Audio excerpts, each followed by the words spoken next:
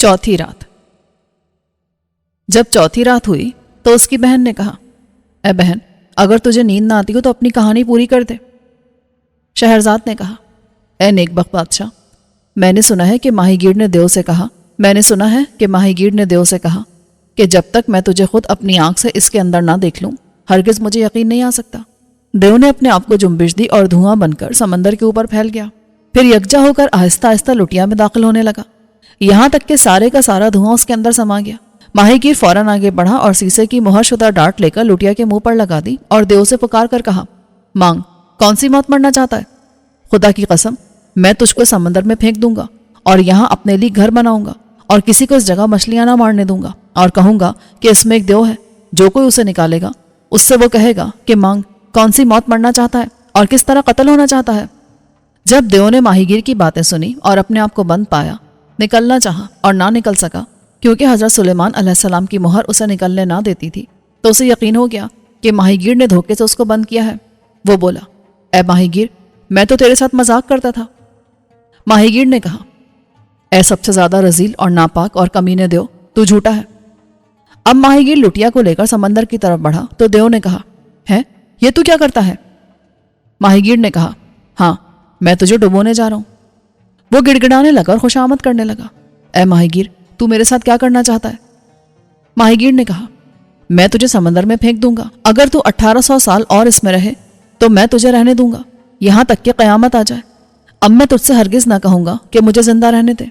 खुदा तुझे सलामत रखे और मुझे कत्ल न करना, कहीं ऐसा ना हो खुदा तुझे कत्ल कर डाले और तू मेरी बात ना माने और मेरे साथ बेवफाई करे। अब खुदा ने मुझे तेरे ऊपर काबू दे दिया है और अब मैं तेरे साथ बेवफाई करता हूं। देव ने कहा, अगर तू मुझे खोल दे तो मैं तेरे साथ भलाई करूंगा। नहीं, तू झूठा है मरदूद। मेरी और तेरी मिसाल ऐसी है जैसे यूनान बादशाह के वजीर और दोबान हकीम की।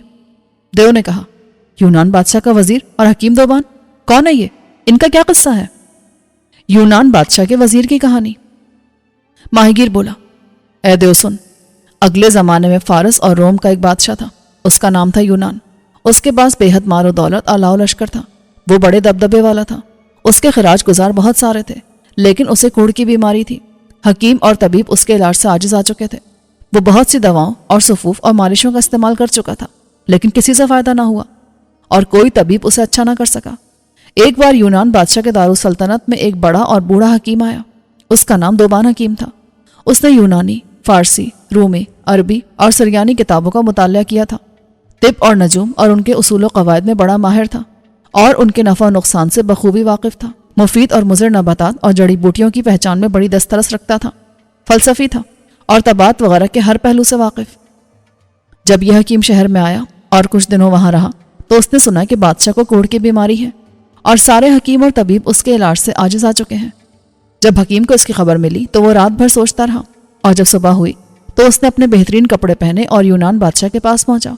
उसके सामने जमीन को बोसा देकर कहा, खुदा तेरी इज्जत और आबरू और दौलत हमेशा कायम रखे। फिर बेहतरीन तकरीर करके अपना तारुफ कराया। उसके बाद कहा, बादशाह सलामत, मुझे मालूम है कि आपके बदन में कोई मर्ज है और बहुत से तबीब उसको दूर करने से आजिज आ गए हैं। मैं आपका इलाज करना चाहता हूँ, बगैर इसके कि कोई दवा पिलाऊं या मालिश करूं। जब बादशाह ने यह सुना तो उसे ताज्जुब हुआ। उसने पूछा, आखिर फिर इलाज किस तरह होगा? कसम है खुदा की, अगर तू मेरा मर्ज दूर कर दे तो मैं तुझे पुश्ता पुश्त तक दौलतमंद बना दूंगा और तुझे अपना हम प्याला व हमने वाला बनाऊंगा। फिर बादशाह ने उसे खिल्लत अता की और उसे इनाम और इकराम से सरफराज किया और उससे कहा, क्या तू मुझे बेदवा और बे मालिश अच्छा कर देगा? जी हाँ। बादशाह को उस पर ताज्जुब हुआ। उसने हकीम से कहा, जो इलाज तू करना चाहता है वो किस रोज और किस वक्त होगा? जरा जल्दी कर। उसने कहा, बसरो चशम, कल हो जाएगा। ये कहकर हकीम शहर में आया और एक मकान किराए पर लिया। उसमें अपनी किताबें, दवाइयाँ और जड़ी बूटियाँ रखी। फिर दवाओं और जड़ी बूटियों से एक पोलो का बल्ला बनाया और उसे अंदर से खाली रखा। उसका एक दस्ता बनाया और अपने इल्म की बिना पर पोलो की गेंद। जब वो सब चीज़ें बना चुका तो दूसरे रोज बादशाह की खिदमत में हाजिर हुआ और दरबार में पहुंचकर उसके सामने जमीन को बोसा देकर कहा, आप सवार होकर मैदान में निकलिए और इस गेंद और बल्ले से पोलो खेलिए। बादशाह के साथ साथ सारे उमरा, वज़रा और शुरफा हो लिए। जो ही ये सब मैदान में जमा हुए तो हकीम दोबान वहां पहुंचा और बादशाह को बल्ला देकर कहने लगा कि इसे इस तरह पकड़िए और मैदान में बढ़िए। हाथों को खूब झोंक देकर गेंद पर बल्ला मारिए, यहाँ तक कि आपके हाथ और सारा बदन पसीने पसीने हो जाए। اس طرح سے دوا ہتھیلیوں میں سے ہو کر جسم میں سرایت کرے گی۔ جب آپ کھیل چکیں اور دوا سرایت کر چکی ہو تو اپنے محل میں واپس جائیے اور حمام میں جا کر نہائیے اور سو جائیے، بس آپ اچھے ہو جائیں گے۔ یہ سن کر بادشاہ نے حکیم کے ہاتھ سے بدلہ لیا اور اسے اپنے ہاتھوں میں خوب زور سے پکڑا، پھر گھوڑے پر سوار ہوا اور گیند کو اپنے آگے پھینکا اور خود اس کے پیچھے دوڑا۔ پاس پہنچ کر زور سے بلہ مارا اور بلے کو مضبوطی سے پکڑے رہا۔ اس طرح وہ گیند کو مارتا رہا، اس کے پیچھے دوڑتا رہا اور پھر مارتا رہا، یہاں تک کہ دونوں ہتھیلیاں اور سارا بدن پسینے پسینے ہو گیا۔ دوا دستے میں ہو کر سرایت کر گئی۔ جب دوبان حکیم کو یقین آ گیا کہ دوا سارے بدن میں سرایت کر چکی ہے تو اس نے کہا، اب آپ محل تشریف لے جائیے اور فوراً حمام کیجیے۔ یونان بادشاہ فوراً واپس گیا اور حکم دیا کہ اس کے لیے حمام خالی کیا جائے۔ جب حمام خالی ہو گیا تو فراشوں نے اس میں فوراً فرش بچھایا، غلام حاضر ہوئے اور کپڑے لائے۔ بادشاہ حمام میں داخل ہوا اور دل کھول کر نہایا۔ وہیں حمام کے اندر کپڑے بدلے اور وہاں سے نکل کر گھوڑے پر سوار ہو کر اپنے محل آئے اور سو گیا۔ یہ تو ہوا بادشاہ کا حال۔ اب حکیم دوبان کا ماجرا سنیے۔ وہ اپنے گھر آیا اور سو گیا۔ جب صبح ہوئی تو وہ بادشاہ کے ہاں گیا اور اندر آنے کی اجازت مانگی۔ بادشاہ نے اسے اندر بلا لیا۔ اس نے بادشاہ کے سامنے زمین کو بوسہ دیا۔ بادشاہ اٹھ کھڑا ہوا اور اسے اپنے سینے سے لگایا، اپنے پہلو میں بیٹھنے کو جگہ دی اور بہترین خلت عطا کی۔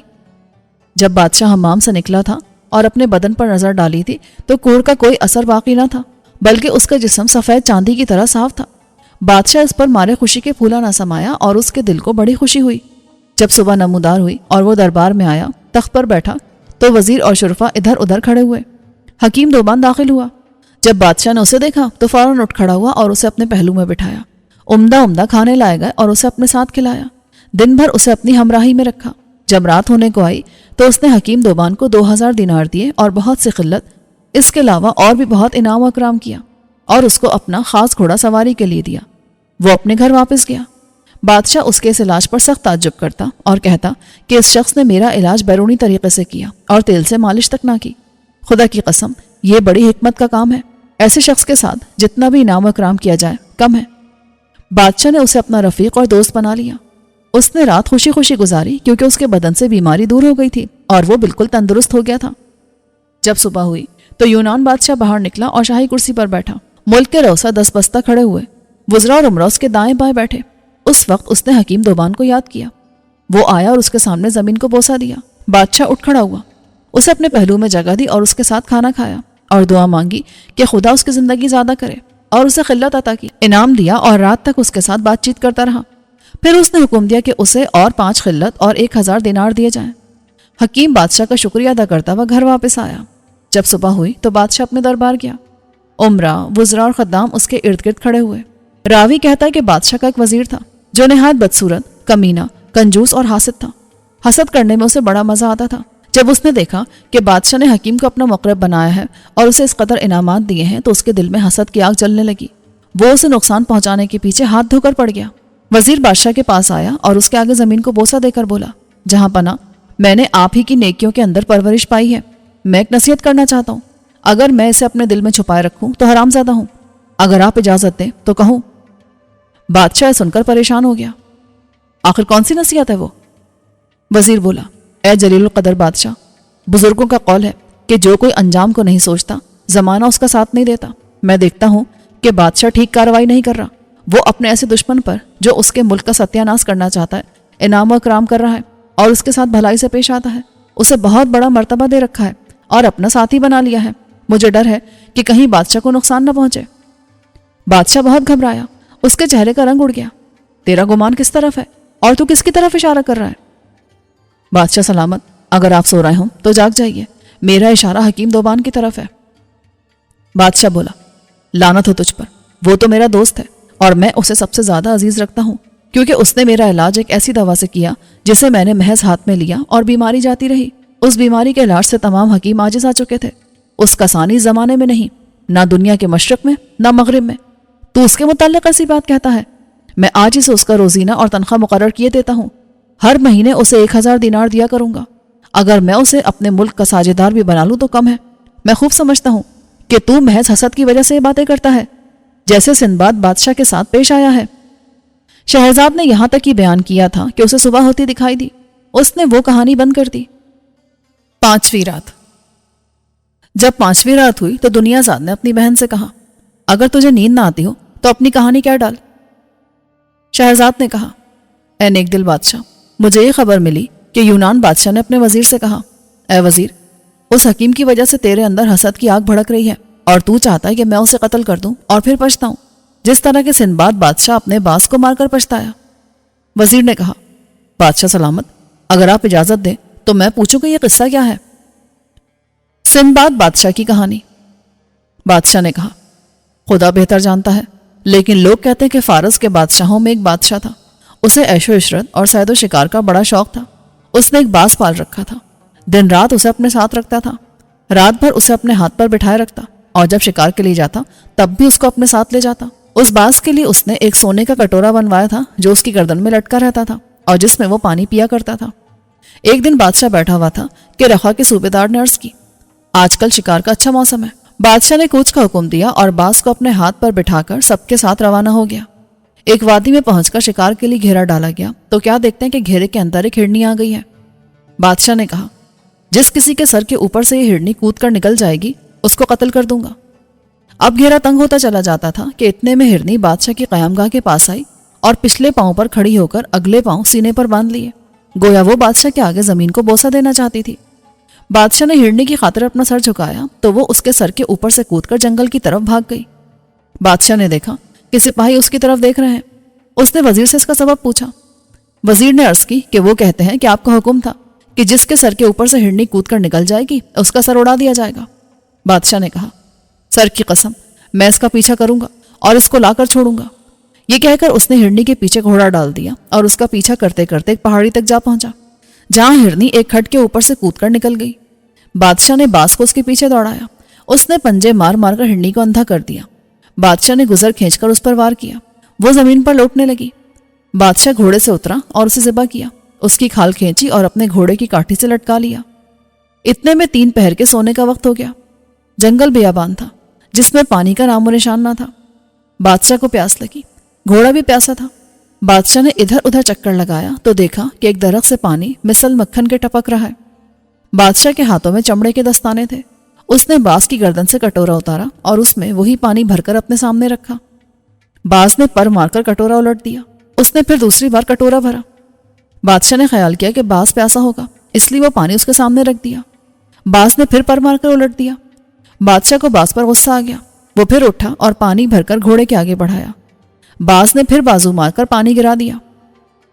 بادشاہ نے کہا، اے منحوس چڑیا، خدا تجھے سمجھے، نہ تو نے مجھے پانی پینے دیا، نہ گھوڑے کو، اور نہ خود پیا۔ یہ کہہ کر اس نے باز پر تلوار کا ایک ہاتھ مارا کہ اس کے دونوں بازو کٹ کر گر گئے۔ باز نے اپنا سر اوپر کی طرف اٹھایا، گویا یہ اشارہ تھا کہ دیکھ اوپر کیا ہے۔ بادشاہ نے نظر اٹھائی تو کیا دیکھتا ہے کہ درخت کے اوپر کالے سانپ کے بچے ہیں اور یہ پانی ان کا زہر ہے۔ بادشاہ باز کے بازو کٹنے پر بہت پچھتایا، پھر اٹھ کھڑا ہوا اور ہرنی کو لے کر چل دیا۔ خیمہ گاہ میں پہنچ کر اس نے ہرنی اپنے باورچی کو دی کہ اسے لے جا کر تللا۔ بادشاہ کرسی پر بیٹھا ہوا تھا اور باز اس کے ہاتھ پر۔ باز نے کھچکی لی اور دم توڑ دیا۔ بادشاہ رنج اور افسوس کے مارے چلانے لگا، ہائے، جس باز نے میری جان بچائی میں نے اسے خود مار ڈالا۔ یہ ہے سندباد بادشاہ کی کہانی۔ جب وزیر نے یونان بادشاہ سے یہ سنا تو کہنے لگا، جہاں پناہ، جو کچھ اس نے کیا مجبوری کی وجہ سے کیا اور میں اس میں کوئی برائی نہیں پاتا، اور جو کچھ میں کر رہا ہوں وہ محض آپ کی محبت کی وجہ سے ہے، تاکہ آپ کو صحیح واقعہ معلوم ہو جائے، ورنہ آپ بھی یوں ہی تباہ ہو جائیں گے جس طرح وہ وزیر ہوا جس نے شہزادے کے ساتھ دغا بازی کی۔ بادشاہ نے پوچھا، وہ کس طرح؟ دغا باز وزیر کی کہانی۔ وزیر نے کہا، سنیے جہاں پناہ، ایک بادشاہ تھا، اس کا ایک وزیر تھا اور ایک شہزادہ۔ شہزادے کو شکار کا بڑا شوق تھا اور اس کے باپ کا وزیر ہر وقت اس کے ساتھ رہتا، کیونکہ بادشاہ کا حکم تھا کہ جہاں کہیں بھی شہزادہ جائے وہ اس کے ساتھ نہ چھوڑے۔ ایک دن کا واقعہ ہے کہ شہزادہ شکار کے لیے نکلا، وزیر اس کے ہمراہ تھا۔ راستے میں انہیں ایک بڑا جنگلی جانور دکھائی دیا۔ وزیر نے کہا، لیجئے، وہ جنگلی جانور ہے، اسے ماریے۔ شہزادے نے اس کا پیچھا کیا، یہاں تک کہ وہ وزیر کی نظر سے غائب ہو گیا۔ جانور شہزادے کی نظر سے غائب ہو کر جنگل میں چلتا ہوا، کچھ پتہ نہ ملا کہ وہ کہاں چلا گیا۔ اب شہزادہ کیا دیکھتا ہے کہ راہ کے کنارے ایک نوجوان لڑکی بیٹھی رو رہی ہے۔ شہزادے نے پوچھا، تو کون ہے؟ میں ہندوستان کے ایک راجہ کی بیٹی ہوں، میں اس جنگل میں سفر کر رہی تھی کہ مجھے نیند آ گئی اور بے ہوشی کی حالت میں اپنی سواری سے گر پڑی، اب میں اکیلی اور پریشان پھر رہی ہوں۔ یہ سن کر شہزادے کو ترس آیا، اسے اپنی سواری پر اپنے پیچھے بٹھایا اور آگے چل دیا۔ جب وہ ایک کھنڈر کے پاس پہنچے تو لڑکی نے کہا آقا میں اپنی حاجت رفع کرنا چاہتی ہوں۔ شہزادے نے اسے کھنڈر کے قریب اتار دیا۔ جب اسے وہاں دیر لگی تو شہزادہ اس کے پیچھے پہنچا۔ وہ تو اسے واقف نہ تھا، لیکن یہاں آ کر اسے معلوم ہوا کہ وہ چڑیل ہے۔ وہ اپنے بچوں سے کہہ رہی تھی بچوں آج میں تمہارے لیے ایک موٹا تازہ نوجوان لڑکا لائی ہوں۔ انہوں نے کہا اماں ضرور لا تاکہ ہم اسے اپنے پیٹ کے اندر چٹنے بھیجیں۔ جب شہزادے نے یہ باتیں سنی تو اسے اپنی موت آنکھوں کے سامنے نظر آنے لگی۔ وہ کانپنے لگا، اپنی موت کے ڈر سے اٹھا اور جھٹ واپس آ گیا۔ اتنے میں چڑیل بھی باہر آئی اور دیکھا کہ وہ ڈر کے مارے کانپ رہا ہے۔ وہ بولی تو کیوں ڈر رہا ہے؟ شہزادے نے جواب دیا میرا ایک دشمن ہے، مجھے اس سے ڈر لگتا ہے۔ تو اپنے آپ کو شہزادہ کہتا ہے نا؟ ہاں۔ تو اسے روپیہ پیسہ دے کر راضی کیوں نہیں کر لیتا؟ وہ روپے پیسے سے راضی نہیں ہوتا بلکہ جان مانگتا ہے۔ میں اپنے آپ کو مظلوم سمجھ کر اس سے ڈرتا ہوں۔ چڑیل نے کہا اگر تو اپنے آپ کو مظلوم سمجھتا ہے تو خدا سے مدد مانگ کہ وہ تجھے مخدوش دشمن کے شر سے بچائے۔ شہزادے نے اپنا سر آسمان کی طرف اٹھایا اور دعا مانگنے لگا اے اللہ جو پریشان حالوں کی دعا قبول کرتا ہے اور برائیوں کو دور کرتا ہے، اے میرے مولا مجھے دشمن پر فتح دے اور اس سے میرا پیچھا چھڑا، تو جو چاہے کر سکتا ہے۔ جب چڑیل نے اس کی دعا سنی تو وہ چلتی ہوئی۔ شہزادہ اپنے باپ کے پاس واپس آیا اور وزیر کا سارا ماجرا بیان کیا۔ بادشاہ نے وزیر کو بلایا اور اسے قتل کر دیا۔ جہاں پناہ اگر آپ بھی اس حکیم پر بھروسہ کریں گے تو وہ آپ کو بری موت مارے گا۔ جسے آپ نے مقرب بنایا اور جس کے ساتھ بھلائی کی وہ آپ کے مارنے کے پیچھے ہاتھ دھو کر پڑا ہے۔ آپ کو معلوم ہے کہ اس نے ایک دوا آپ کے ہاتھ میں دی اور اس بیرونی علاج سے آپ اچھے ہو گئے۔ آپ یقین کیجئے اسی طرح وہ آپ کو مار بھی سکتا ہے۔ بادشاہ نے کہا وزیر تو سچ کہتا ہے، یہی ہونے والا ہے۔ ہو نہ ہو حکیم میرے قتل کے لیے جاسوس بن کر آیا ہے۔ اگر وہ یہ کر سکتا تھا کہ ایک چیز میرے ہاتھ میں دے کر مجھے اچھا کر دیا تو وہ یہ بھی کر سکتا ہے کہ کوئی چیز سنگھا کر مجھے مار ڈالے۔ اے وزیر اب بتا کیا کیا جائے؟ وزیر نے کہا اسے بلوا بھیجیے اور جب وہ آئے تو اس کی گردن مار دیجیے۔ تو سچ کہتا ہے۔ بادشاہ نے حکیم کو بلوا بھیجا۔ وہ خوشی خوشی آیا۔ بادشاہ نے حکیم دوبان سے پوچھا تجھے معلوم ہے میں نے تجھے کیوں بلوایا؟ نہیں بادشاہ سلامت، پوشیدہ باتیں سوائے اللہ کے کوئی نہیں جانتا۔ بادشاہ نے کہا میں نے تجھے قتل کرنے اور تیری جان لینے کے لیے بلایا ہے۔ حکیم کو اس بات سے سخت حیرانی ہوئی۔ جہاں پناہ مجھ سے ایسا کون سا گناہ سرزد ہوا ہے کہ آپ میرے قتل کے در پہ ہو گئے؟ بادشاہ نے کہا لوگ کہتے ہیں کہ تو جاسوس ہے اور مجھے قتل کرنے کے لیے آیا ہے۔ دیکھ قبل اس کے کہ تو مجھے قتل کرے میں تجھے قتل کر دوں گا۔ بادشاہ نے جلاد کو بلا کر حکم دیا اس دغاباز کی گردن اڑا دے اور مجھے اس کے شر سے نجات دلا۔ حکیم نے کہا مجھے مت ماریے، خدا آپ کو سلامت رکھے، مجھے قتل نہ کیجیے، ایسا نہ ہو کہ خدا کا غضب آپ پر نازل ہو۔ اے دیو اس نے بار بار وہی کہا جو میں نے تجھ سے کہا تھا جب تو مجھے مارنے پر تلا ہوا تھا۔ یونان بادشاہ نے حکیم دوبان سے کہا جب تک میں تجھے قتل نہ کر ڈالوں اس وقت تک مجھے اپنی جان کی طرف سے اطمینان نہیں۔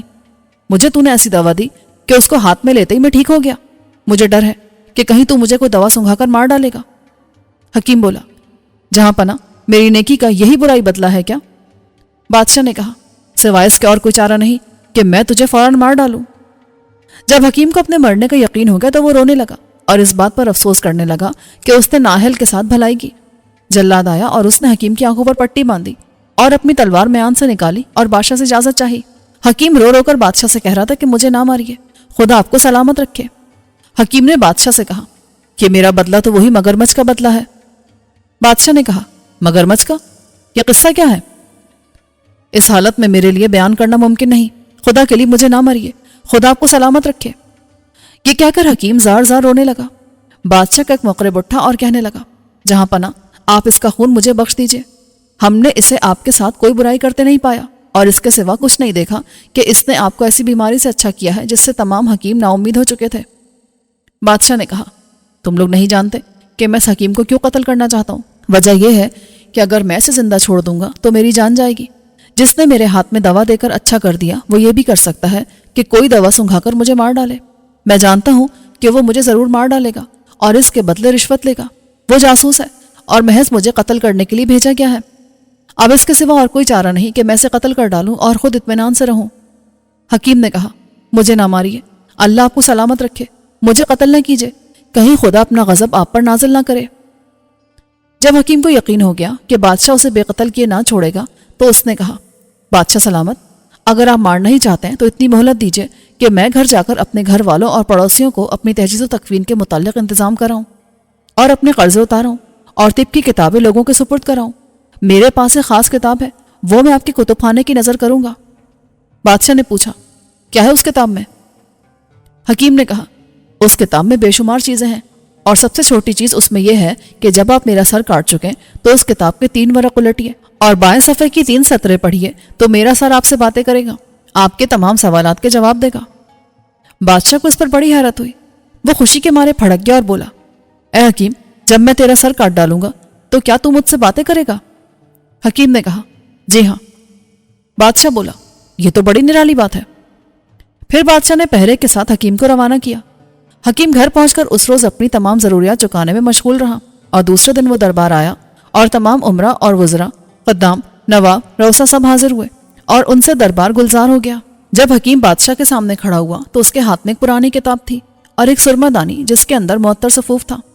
وہ بیٹھ گیا اور کہنے لگا، ایک سینی لاؤ۔ جب سینی آئی تو اس نے وہ صفوف اس میں ڈال کر پھیلایا اور بولا، جہاں پناہ، یہ کتاب لیجئے، اور جب آپ میرا سر کاٹ چکیں تو اسے کھولیے اور میرے سر کو اس سینی میں رکھ کر صفوف پر خوب دبائیے، ایسا کرنے سے خون بند ہو جائے گا۔ پھر کتاب کھولیے۔ بادشاہ نے اس کا سر اڑا دینے کا حکم دیا اور اس کے ہاتھ سے کتاب لے لی۔ جلاد نے آگے بڑھ کر حکیم کا سر اڑا دیا اور اسے سینی کے بیچ میں رکھ کر صفوف کے اوپر خوب دبایا، یہاں تک کہ خون بند ہو گیا۔ اب حکیم دوبان نے آنکھیں کھول دی اور کہا، جہاں پناہ، اب کتاب کھولیے۔ بادشاہ نے دیکھا کہ اس کے ورق چپکے ہوئے ہیں، اس لیے اس نے اپنی انگلیوں میں تھوک لگایا اور ایک ورق کھولا، پھر دوسرا، پھر تیسرا۔ ہر ورق بڑی مشکل سے کھلتا تھا۔ بادشاہ نے 6 ورق کھولے اور دیکھا اس میں کوئی نوشتہ نہیں۔ اس نے حکیم سے کہا، اس میں تو کچھ نہیں لکھا۔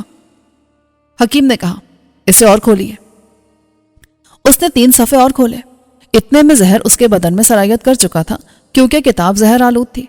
بادشاہ تھرانے لگا اور چلا کر بولا، زہر میرے بدن میں سرایت کر گیا۔ جب حکیم کا سر باتیں کر چکا تو بادشاہ بھی فوراً مر کر گر پڑا۔ اے دیو، تجھے جاننا چاہیے کہ اگر یونان بادشاہ حکیم دوبان کو زندہ رہنے دیتا تو اللہ اسے بھی صحیح سلامت رکھتا، لیکن اس نے اس کا کہا نہ مانا اور اس کے خون کا پیاسا ہو گیا، اس لیے خدا نے اسے بھی موت دی۔ اے دیو، اگر تو مجھے چھوڑ دیتا تو خدا تجھے بھی بچا لیتا۔ اب شہرزاد کو صبح ہوتی دکھائی دی۔ اس نے وہ کہانی بند کر دی جس کی اسے اجازت ملی تھی۔ چھٹی رات۔ جب چھٹی رات ہوئی تو اس کی بہن دنیازاد نے کہا، اپنی کہانی ختم کر بہن۔ شہرزاد نے کہا، بشرطے کہ بادشاہ سلامت اجازت دیں۔ بادشاہ نے کہا، شروع کر۔ شہرزاد نے کہنا شروع کیا، ماہی گیر نے دیو سے کہا، اگر تو مجھے چھوڑ دیتا تو اس وقت تو بھی قید میں نہ ہوتا، لیکن تو میرے قتل پر تلا کھڑا تھا، اس لیے اب میں تجھے اس لوٹیا میں بند کر کے مارتا ہوں اور تجھے سمندر میں پھینکے دیتا ہوں۔ وہ خبیث چلانے لگا اور اس نے کہا، اے ماہی گیر، خدا کے لیے ایسا مت کر اور مجھے چھوڑ دے، میری برائی کا بدلہ مت دے، اگرچہ میں نے تیرے ساتھ برائی کی پر تو میرے ساتھ بھلائی کر۔ قول ہے کہ اے بروں کے ساتھ بھلائی کرنے والے، برا کرنے والے کے لیے خود اس کی برائی کافی سزا ہے، تو میرے ساتھ ایسا نہ کر جو امامہ نے عاتقہ کے ساتھ کیا۔ ماہی گیر نے کہا، امامہ نے عاتقہ کے ساتھ کیا کیا تھا؟ دیو نے کہا، یہ وقت قصہ بیان کرنے کا نہیں ہے کیونکہ میں قید میں ہوں، اگر تو مجھے چھوڑ دے تو میں ضرور بیان کروں گا۔ ماہی گیر بولا، چل چل، باتیں نہ بنا، میں تجھے سمندر میں بے پھینکے نہیں مانوں گا اور تو اس میں سے کبھی نہیں نکل سکے گا۔ تجھے یاد نہیں کہ میں تیری خوشامد کرتا رہا پر تو ہاتھ دھو کے میرے پیچھے پڑا ہوا تھا، میں نے کبھی تیرا کچھ نہیں بگاڑا اور نہ تیرے ساتھ برائی کی، لیکن جب تو نے برائی پر کمر باندھی تو میں سمجھ گیا کہ تو بد کردار ہے۔ تجھے معلوم ہونا چاہیے کہ جب میں تجھے اس سمندر میں پھینک دوں گا تو پھر جو کوئی بھی تجھے نکالے گا وہ تجھے دوبارہ پھینک دے گا، کیونکہ میں اپنے معاشرے سے اسے مطلع اور خبردار کر دوں گا اور قیامت تک میں یہی ٹھہرا رہوں گا یہاں تک کہ تو تباہ ہو جائے۔ دیو نے کہا، مجھے چھوڑ دے کیونکہ یہ نیکی کرنے کا وقت ہے اور میں تجھ سے وعدہ کرتا ہوں کہ میں کبھی تیری نافرمانی نہیں کروں گا اور تجھے ایسی چیز دوں گا کہ تو امیر ہو جائے۔ کہا جاتا ہے کہ ماہی گیر نے اس سے وعدہ لیا کہ اگر میں تجھے چھوڑ دوں تو ہرگز مجھے تکلیف نہ دے گا بلکہ میرے ساتھ بھلائی کرے گا۔ جب ماہی گیر کو یقین آ گیا اور اس نے اس کو اسم اعظم کی قسم کھلائی تو اس نے لوٹیا کھولی اور اس میں سے دھواں نکلنا شروع ہوا۔ جب سب دھواں نکل چکا تو وہ اچھا خاصا دیو بن گیا۔ اس نے لوٹیا کو ٹھوکر ماری تو وہ سمندر میں جا گری۔ جب ماہی گیر نے دیکھا کہ دیو نے لوٹیا سمندر میں پھینک دی ہے تو اسے اپنی موت کا یقین آ گیا۔ وہ اپنے کپڑے دانت سے کاٹنے لگا اور کہنے لگا، خدا خیر کرے، یہ برا شگون ہے۔ پھر اس نے اپنے دل کو مضبوط کر کے کہا، اے دیو، خدا کہتا ہے کہ اپنا وعدہ پورا کیا کرو کیونکہ قیامت کے دن اس کی پوچھ ہوگی۔ تو نے مجھ سے وعدہ کیا ہے اور حلف اٹھایا ہے کہ مجھ سے دغا بازی نہیں کرے گا، ورنہ خدا تجھے سمجھے گا، وہ بڑا غیور ہے، ڈھیل دیتا ہے مگر جانے نہیں دیتا۔ میں نے تجھ سے وہی کہا ہے جو حکیم دوان نے یونان بادشاہ سے کہا تھا کہ مجھے مت مار، خدا تجھے سلامت رکھے۔ تالاب اور رنگ برنگی مچھلیوں کی کہانی۔ دیو ہنسا اور اس کے آگے آگے روانہ ہوا اور ماہی گیر سے بولا، میرے پیچھے پیچھے آ۔ ماہی گیر اس کے پیچھے ہو لیا۔ چلتے چلتے وہ ایک شہر کے پاس پہنچے، ایک پہاڑ پر چڑھے اور وہاں سے ایک لمبے چوڑے جنگل میں اترے۔ وہاں ایک صاف شفاف تالاب تھا۔ دیو اس میں اترا اور ماہی گیر سے کہا، میرے پیچھے آ۔ ماہی گیر بیچ تالاب اس کے پیچھے پیچھے گیا۔ وہاں پہنچ کر دیو ٹھہر گیا اور ماہی گیر سے بولا، جال پھینک اور مچھلیاں پکڑ۔ ماہی گیر نے دیکھا تالاب میں رنگ برنگی مچھلیاں ہیں، سفید، لال، نیلی اور پیلی۔ اسے سخت اچنبھا ہوا۔ اس نے جال کھول کر پھینکا اور پھر کھینچا تو دیکھا کہ اس میں 4 رنگ کی مچھلیاں آئی ہیں۔ یہ دیکھ کر ماہی گیر باغ باغ ہو گیا۔ دیو نے کہا، انہیں بادشاہ کے پاس لے جاؤ اور اسے پیش کرو، اس کے بدلے وہ تجھے امیر کر دے گا۔ اب خدا کے لیے مجھے معاف کر، اس وقت اور کوئی سبیل مجھے نظر نہیں آتی، کیونکہ میں 1800 سال سمندر کے اندر رہا ہوں اور سوائے اس وقت کے دنیا کی شکل نہیں دیکھی۔ اس تالاب میں کسی دن ایک بار سے زیادہ مچھلیاں نہ پکڑی ہو۔